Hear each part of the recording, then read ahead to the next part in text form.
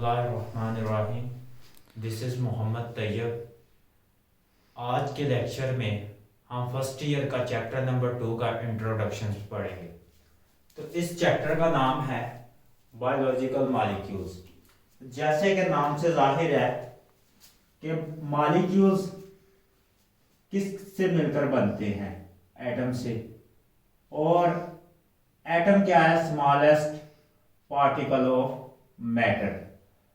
तो कोई भी चीज जो जगह घेरती है और वजन रखती है उसे हम क्या कहते हैं? मैटर कहते हैं। Anything that has mass and occupies space is called matter. तो लिविंग ऑर्गेनिज्म भी क्या है? मैटर है। और इस वजह से ये भी क्या है? एटम से मिलकर बने हैं। और एटम से मिलकर बने हैं तो इसका मतलब एटम्स अगर smallest particle of matter is called atom. अब एटम क्या करते हैं? फिक्स रेशो में कंबाइन करते हैं और हमारे पास क्या बनाते हैं? कंपाउंड। ठीक है, इनकी fix ratio by their mass होती है। और हमने ये भी 9th क्लास में पढ़ लिया कि कंपाउंड कितनी किस्म के होते हैं? 2 किस्म के होते हैं। एक होते हैं आयनिक कंपाउंड जिनमें कंप्लीट ट्रांसफर ऑफ इलेक्ट्रॉन होता है, और दूसरे होते हैं मोलेक्युलर कंपाउंड यानी जिनमें हमारे पास क्या होता है? कोवलेंट बॉन्ड बनता है, जिनमें शेयरिंग ऑफ इलेक्ट्रॉन होती है, उसे हम कहते हैं मोलेक्युलर कंपाउंड या मॉलिक्यूलर कंपाउंड। ये 2 टाइप्स की आयनिक कंपाउंड जो हैं वो क्या होते हैं? वाटर में डिसॉल्व हो जाते हैं। लेकिन जो मोलेक्युलर कंपाउंड होते हैं इसकी आगे फर्दर 2 टाइप्स होती हैं, हमने पढ़ा था। कौन से होते हैं? एक तो होता है पोलर और एक होते हैं नॉन पोलर। कौन से होते हैं? एक होते हैं पोलर और एक होते हैं नॉन पोलर। तो मॉलिक्यूलर कंपाउंड जो हमारे पास होते हैं मोस्टली जो लिविंग ऑर्गेनिज्म की बॉडी बनाते हैं वो नॉन पोलर होते हैं। अब लिविंग ऑर्गेनिज्म की जो स्ट्रक्चर को स्टडी करना, कंपोजिशन को स्टडी करना, यानी कि मैटर, लिविंग ऑर्गेनिज्म की बॉडी भी क्या है? मैटर है। तो मैटर की जो कंपोजिशन को स्टडी करते थे हम, स्ट्रक्चर को स्टडी करते थे, उसमें भी हम क्या, वो किस ब्रांच के रिलेटेड था? वो साइंस की, केमिस्ट्री की ब्रांच के रिलेटेड था। तो हमने जब एनिमल्स की बॉडी को स्टडी करना था, उसके स्ट्रक्चर यानी कंपोजिशन को स्टडी करना था, हमें केमिस्ट्री की जरूरत पड़ी, तो हमने बायोकेमिस्ट्री की एक ब्रांच बना ली। तो ये क्या है? बायोकेमिस्ट्री क्या है? It deals with the study of, ठीक है, component of living organism. Mean के केमिकल कंपोनेंट से डील करेगी लिविंग ऑर्गेनिज्म के, और उनके क्या करेगी? केमिकल कंपोनेंट से डील करेगी। मीन के उनकी देखेगी कि कंपोजिशन क्या है, ये कौन से एटम से मिलकर हमारे पास बने हैं। तो दूसरा ये क्या देखेगी? Chemical reactions. क्या देखेगी? हमारे पास देखेगी केमिकल रिएक्शंस कि किस तरह डिफरेंट एटम्स रिएक्ट करके एक न्यू प्रोडक्ट बना रहे हैं। तो हमारी बॉडी में केमिकल्स रिएक्शंस भी होते हैं, और क्या ये केमिकल कंपोनेंट्स भी मिलकर बनी। तो अब देखते हैं कि हमारी बॉडी में वो केमिकल कंपोनेंट कौन से हैं। हमने 9th क्लास की बायो में पढ़ लिया है कि जो हमारे जो केमिकल कंपोनेंट है वो है 16 बायो एलिमेंट्स। वैसे नेचुरली अकरिंग कितने हैं? हमारे पास नेचुरली अकरिंग 92 एलिमेंट्स है, जिसमें हम क्या कहते हैं? 16 बायो एलिमेंट्स हैं। यानी कि बायो एलिमेंट्स वो एलिमेंट्स जो लिविंग ऑर्गेनिज्म की बॉडी में पाए जाते हैं। अब केमिकल रिएक्शंस, हमारी बॉडी, ये बायोकेमिस्ट्री क्यों जरूरी है कि ऑर्गेनिज्म को अंडरस्टैंड करने के लिए? हमारी बॉडी में फिजियोलॉजी, अनाटमी, ठीक, इंटरनल स्ट्रक्चर, इसके फंक्शन को स्टडी करने के लिए हमें क्या है? इनके केमिकल रिएक्शंस और केमिकल कंपोनेंट्स से वास्ता पड़ता है। तो इसलिए हमें बायोकेमिस्ट्री की बहुत ज्यादा जरूरत है कि एक ऑर्गेनिज्म की बॉडी को स्टडी करने के लिए। तो केमिकल रिएक्शंस में हमारे पास क्या होती है? फॉर एग्जांपल केमिकल रिएक्शंस हमारे पास कौन कौन से हैं? एक फोटोसिंथेसिस, ठीक। मेन के लाइट की मौजूदगी में हम क्या करते हैं, एनर्जी रिच कंपाउंड सिंथेसाइज करते हैं। ये क्या करते हैं, ये क्या करते हैं, लाइट एनर्जी को केमिकल एनर्जी में कन्वर्ट करते हैं। दूसरा हमारे पास क्या है, रिस्पायरेशन। अब रिस्पायरेशन में क्या करते हैं, जो ऑर्गेनिज्म अपनी खुराक खुद तैयार नहीं कर सकते, वो क्या करते हैं, इन कंपाउंड को क्या करते हैं, तोड़ते हैं in the presence of light. तो ये भी केमिकल रिएक्शन है। उसके बाद हमारी जो मसल कंट्रैक्शन है, मसल कंट्रैक्शन मीन के हमारी बॉडी की जो मूवमेंट कंट्रोल करते हैं। मसल कंट्रैक्शन हमारी बॉडी की मूवमेंट कंट्रोल करते हैं। हमारी बॉडी में क्या, खुराक के ट्रांसपोर्ट को कंट्रोल करते हैं, स्टमक में, स्मॉल इंटेस्टाइन में। तो मसल कंट्रैक्शन भी क्या है, एक बायोकेमिकल प्रोसेस है। ये भी, इसमें भी बायोकेमिकल प्रोसेस इन्वॉल्व होता है। तो इस वजह से हमारे पास जो बायोकेमिस्ट्री है, ये क्या, लिविंग ऑर्गेनिज्म को स्टडी करने के लिए बहुत ज्यादा इंपॉर्टेंट है। क्योंकि हमारे जो केमिकल प्रोसेसेस हैं, हमारी क्या होल बॉडी, हमारी जो होल बॉडी की कंपोजिशन और हमारी बॉडी के ऑल प्रोसेसेस किसको फॉलो कर रहे हैं, वो केमिस्ट्री के रूल्स को फॉलो करेंगे। इस वजह से हम बायोकेमिस्ट्री पढ़ेंगे। हमने पढ़ा हुआ है कि हमने कंपाउंड को और दो टाइप्स की भी कंपाउंड को डिवाइड किया हुआ है। कंपाउंड को हमने दो कैटेगराइज और में भी डिवाइड किया हुआ है। वो कैटेगराइज किस बेस पे है, प्रेजेंस ऑफ एटम्स।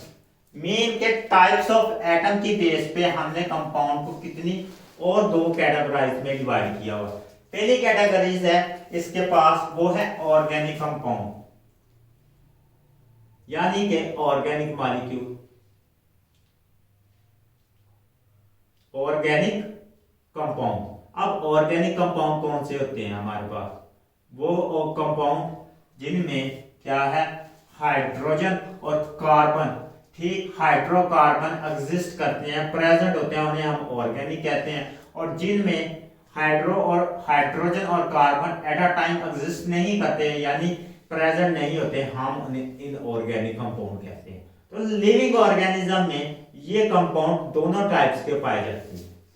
इनकी जो बॉडी का फंक्शन है, इनकी बॉडी का जो फंक्शन है और स्ट्रक्चर है, वो कौन से कंपाउंड बनाते हैं, वो बनाते हैं हमारे पास ऑर्गेनिक कंपाउंड बनाते हैं। तो सबसे पहले हम देखते हैं कि लिविंग ऑर्गेनिज्म में ऑर्गेनिक कंपाउंड की कितनी टाइप्स हैं। तो इनमें मेजर हमने जो इस चैप्टर में स्टडी करनी है, वो है इस चैप्टर में 4 टाइप्स। कितनी है, 4 टाइप्स।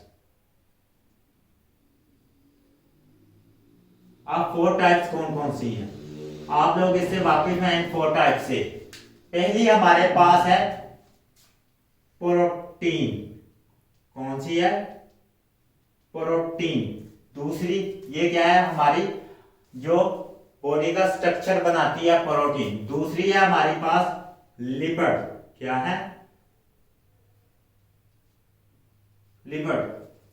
ये क्या है, हमारी फैट होती है, ये भी हमारी बॉडी का स्ट्रक्चर भी बनाती है, हमारे डिफरेंट फंक्शन परफॉर्म करती है, जैसे कि हार्मोन वगैरह। तीसरा है हमारे पास कार्बोहाइड्रेट्स।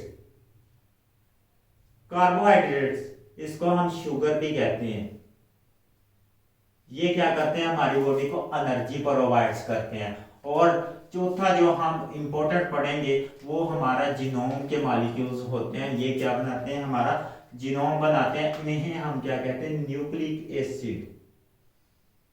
Nucleic acid.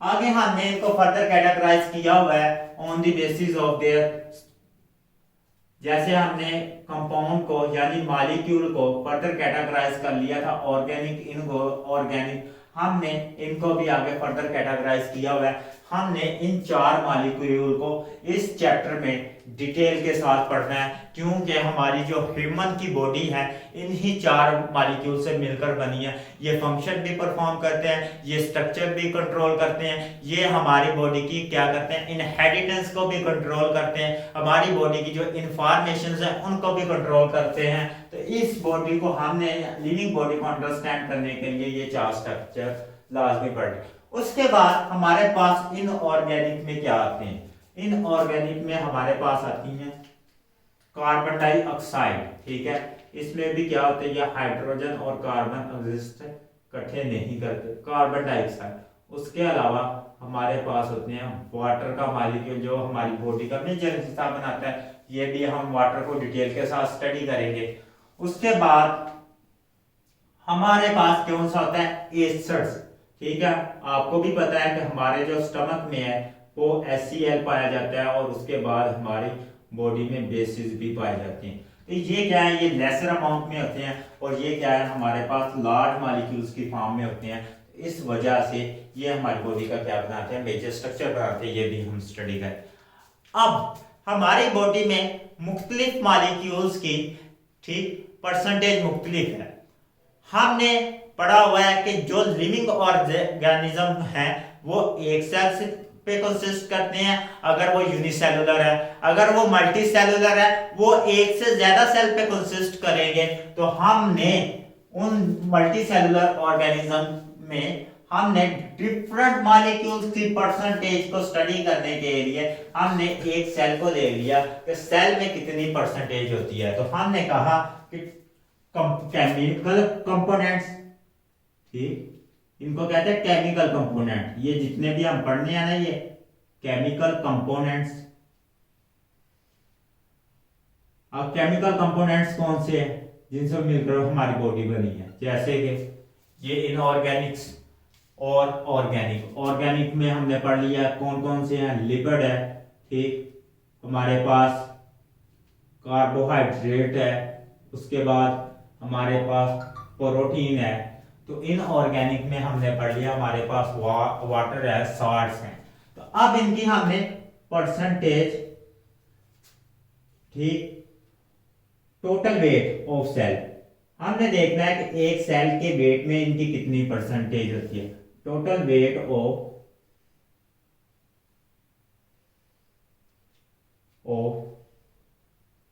एक सेल में इनकी कितनी परसेंटेज होती है, हमने वो स्टडी करना। तो हम यहां पे दो सेल को कैटेगराइज करेंगे।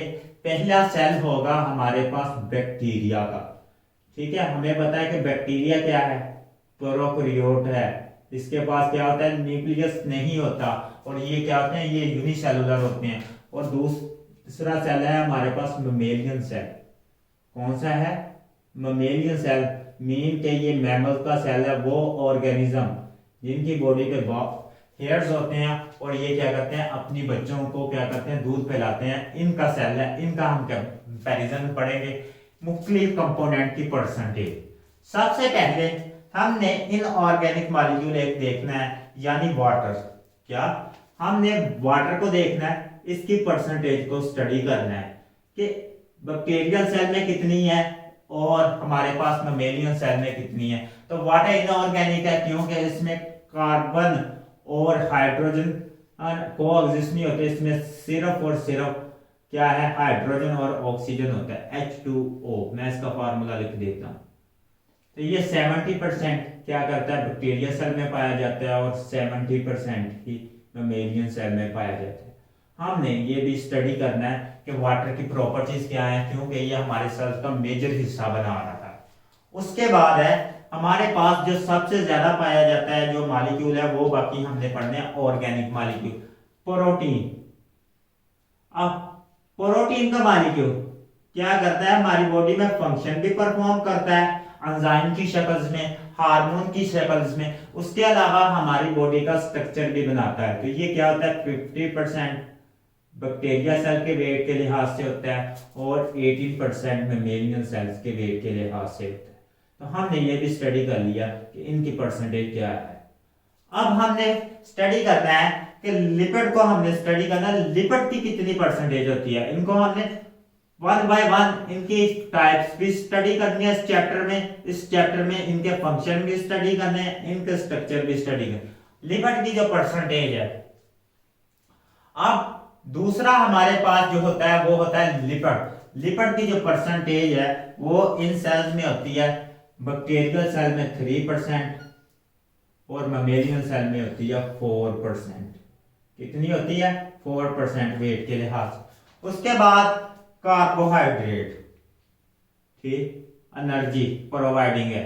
ये क्या प्रोवाइड करता है, एनर्जी प्रोवाइड करता है। और ये मैक्रो मॉलिक्यूल्स भी बनाता है, जो हमारी सेल्स वॉल में क्या सेलुलोज होता है वो भी कार्बोहाइड्रेट का होता है। तो कार्बोहाइड्रेट की जो परसेंटेज है बैक्टीरियल सेल में कितनी होती है, 2% होती है, और ममेलियन सेल में कितनी होती है, 3%।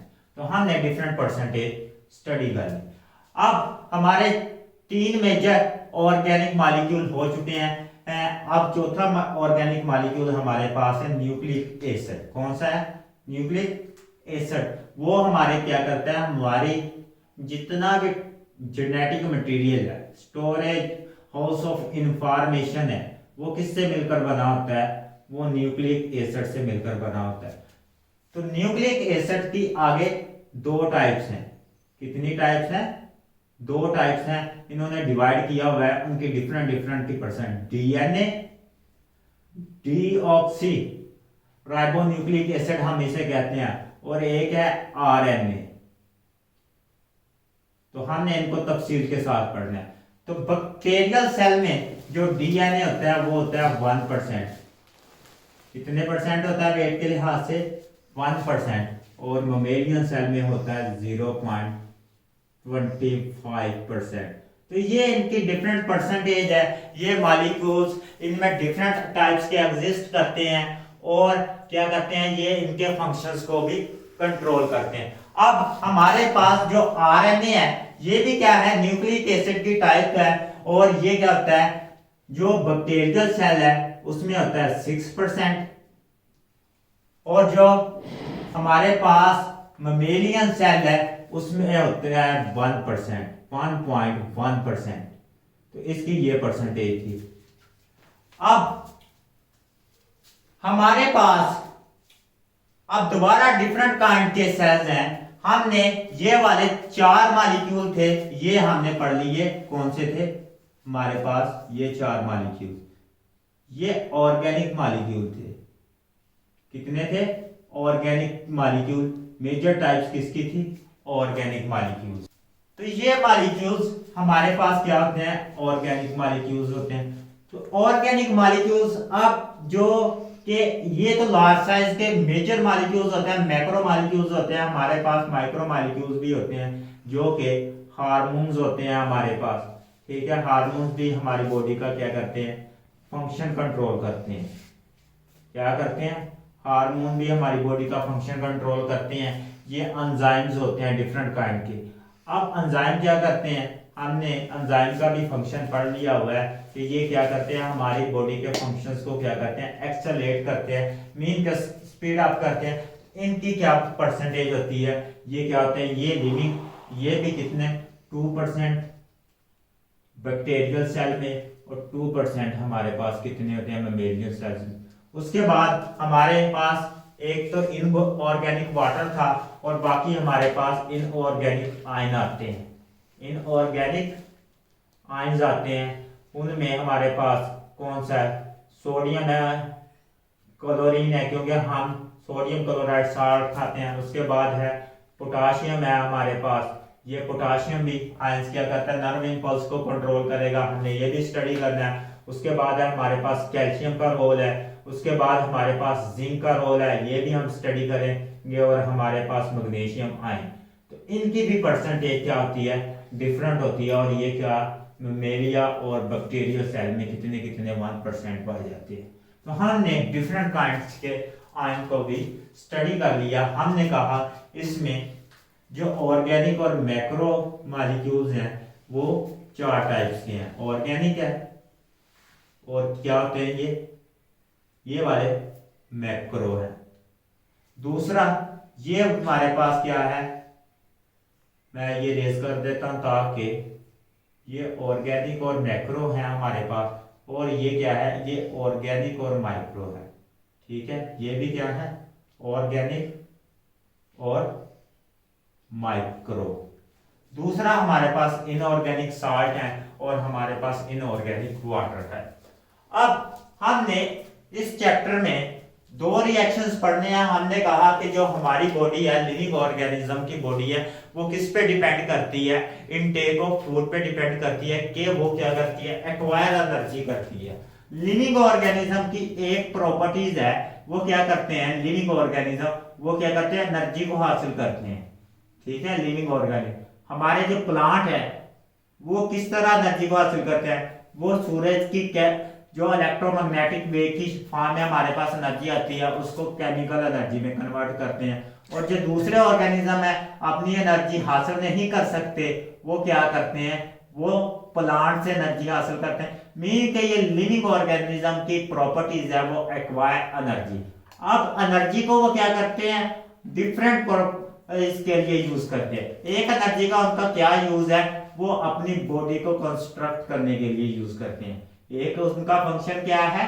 अपनी बॉडी के वेरियस पार्ट कंस्ट्रक्ट को यूज करने के लिए, मीन के बॉडी को बिल्ड करने के लिए यूज करते हैं। अपनी बॉडी के लिए जो मॉलिक्यूल्स चाहिए उनको बिल्ड करने के लिए यूज करते हैं। और दूसरा क्या है? फंक्शन परफॉर्म करने के लिए यूज करते हैं, जैसे कि हमारी रनिंग, वॉकिंग, ठीक है, कोई फंक्शन परफॉर्म करना है तो ये फंक्शन परफॉर्म करने के लिए एनर्जी यूज करते हैं। हमारी बॉडी जो लिविंग ऑर्गेनिज्म की बॉडी है वो क्या है? इसमें केमिकल रिएक्शंस होते रहते हैं। ठीक, इसमें कॉम्प्लेक्स केमिकल रिएक्शंस होते रहते हैं हर वक्त। तो हमारी जो लाइफ है वो किस पे डिपेंड करती है? सीजलेस एक्टिविटी ऑफ, ठीक, chemical reaction. Life depend upon ceaseless, mean के ना रुकने वाले, depends upon ceaseless chemical reaction. अगर ये केमिकल रिएक्शन स्टॉप हो जाए तो ये क्या होती है? हमारी जो लाइफ है वो क्या होती है? डेड मैटर में कन्वर्ट हो जाती है। मीन तो वो लिविंग नहीं रहती, वो नॉन लिविंग हो जाती। तो जितने भी केमिकल रिएक्शंस लिविंग बॉडी में हो रहे हैं, जितने भी केमिकल रिएक्शन लिविंग ऑर्गेनिज्म की बॉडी में होते हैं, हम उन्हें कहते हैं मेटाबॉलिज्म। तो हम उन्हें क्या कहते हैं? बायोकेमिस्ट्री की लैंग्वेज में उन रिएक्शंस को क्या कहते हैं? मेटाबॉलिज्म। और मेटाबॉलिज्म वो प्रोसेस है जो कि लिविंग ऑर्गेनिज्म की बॉडी में हो रहे हैं, केमिकल प्रोसेस। अब मेटाबॉलिज्म की आगे है दो टाइप्स। कितनी टाइप्स हैं? दो टाइप्स। एक है एनाबॉलिज्म, दूसरा है कैटाबॉलिज्म। कैटाबॉलिज्म। अब एनाबॉलिज्म में क्या होता है कि सिंपल जो होते हैं छोटे मॉलिक्यूल, सिंपल, ठीक है, मॉलिक्यूल आपस में कंबाइन करते हैं। ठीक, सिंपल प्लस सिंपल मीन के small plus small molecule combine करते हैं और हमारे पास क्या बनाते हैं? मैक्रो मॉलिक्यूल, बड़े मॉलिक्यूल बना देते हैं। जैसे कि हम पढ़ेंगे कि प्रोटीन किस तरह अमीनो एसिड के कंबाइन करने से बनती है। हमारे पास कार्बोहाइड्रेट किस तरह जो है वो मोनोमर्स, यानी कि हमारे पास मोनोमर्स होते हैं ग्लूकोज, फ्रुक्टोज, उनके कंबाइन करने से बनती है। और ये क्या करते हैं? जब मैक्रो मॉलिक्यूल बनता है तो इनमें एनर्जी यूटिलाइज होती है। इनमें क्या होती है? एनर्जी एब्जॉर्ब होती है। तो एनाबॉलिक प्रोसेस वो केमिकल रिएक्शंस हैं जिनमें सिंपल मॉलिक्यूल्स कंबाइन करके मैक्रो मॉलिक्यूल्स बनाते हैं और इसमें एनर्जी क्या होती है? यूटिलाइज होती है। दूसरा कैटाबॉलिज्म है। इसमें क्या होता है? कैटाबॉलिज्म में क्या होता है? इसमें मैक्रो मॉलिक्यूल्स ब्रेक डाउन होते हैं। क्या होते हैं? ये इसका रिवर्स प्रोसेस है। मैक्रो मॉलिक्यूल्स क्या होंगे? ब्रेक डाउन होंगे और हमारे पास क्या बनाएंगे? सिंपल, ठीक है, सिंपल मॉलिक्यूल्स बनाएंगे।